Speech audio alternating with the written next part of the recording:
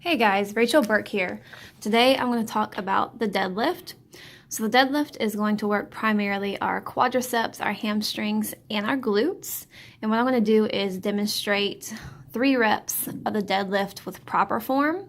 And then I'll demonstrate 3 reps of the deadlift with bad form and highlight some of the common mistakes that we see. So our starting position of the deadlift, we're going to stand with our feet about shoulder width apart. Our toes can be pointed slightly outward. We're going to squat down with our hips lower than our shoulders to get a grip on the bar. And we're going to get a closed grip. I took a pronated grip. However, if the load is heavier, you can take an alternated grip. We want to make sure that our hands are slightly wider than shoulder width apart. Our arms are on the outside of the knees, and that our elbows are fully extended, as you see I have here. As far as other placement, our shoulders, as you see here, should either be right above the bar or they can be slightly past the bar. We want to make sure that our heels are staying in contact with the floor. As far as how far away the bar is from our body, the bar should be about a ½ inch to an inch away from the shins, so we are keeping it relatively close. As far as the bar over the feet, the bar should be about above the balls of our feet. Other things that we want to make sure is that we have a neutral spine.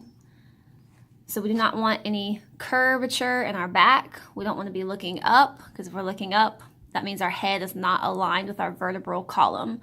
So again, a neutral spine, and definitely want to make sure that, as I have here, our head is aligned with our vertebral column. And I mentioned this earlier, but again, as we are in that starting position, we want to make sure that our shoulders are slightly above our hips, as I have here. Now, with the beginning of the upward movement, what we're going to do is lift the bar off the floor by extending the hips and the knees. We want to make sure that these hips and knees are not rising before the shoulders. The whole time, both upward and downward movements, we're maintaining that neutral spine. We're keeping the elbows fully extended, and we're keeping it close to our shins. Once that bar rises above the shins, we're extending from the hips at that point. Now, as far as the movement back down, we're simply flexing at the hips and the knees to lower that bar slowly towards the ground.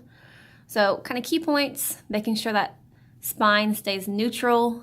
We're doing this in a slow, controlled manner. We're keeping the bar close. Now, as you can see here, I'm going to move on to bad form or common mistakes. So if you notice there, I took a really wide stance. So this is a lot wider than shoulder width apart. And what this prevented me from doing is I was not able to fully extend my elbows. So that wide stance, again, I could not fully extend my elbows.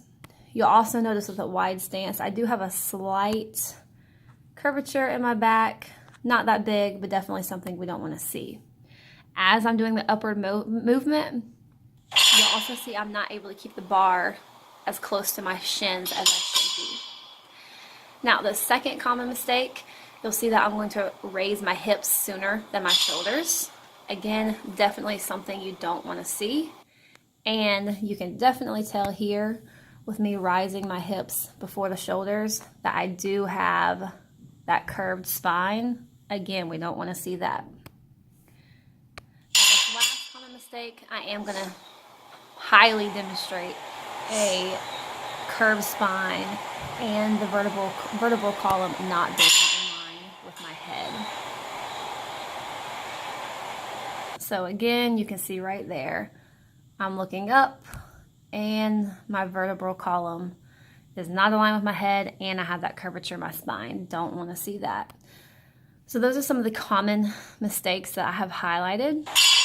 However, also another common mistake, you will see people when they're doing their reps, they don't set the bar down all the way before going on to the next rep. So after each rep, you want to set the bar all the way down. That way you're hearing that nice clink or clank, if you will, of the weights. Another common mistake that we see is that when somebody gets to the fully extended erect position, that they hyperextend the back. They thrust their hips forward, and we don't want to do that because that puts a lot of pressure on our lower back.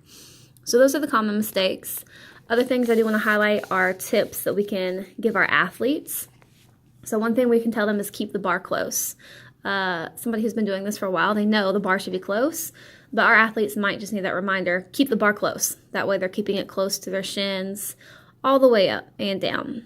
Other things is tuck the chin. When I first started deadlifts, I was always very tempted to look up. So if we can simply just tell our athletes tuck the chin, that's going to help them keep their head aligned with their vertebral column.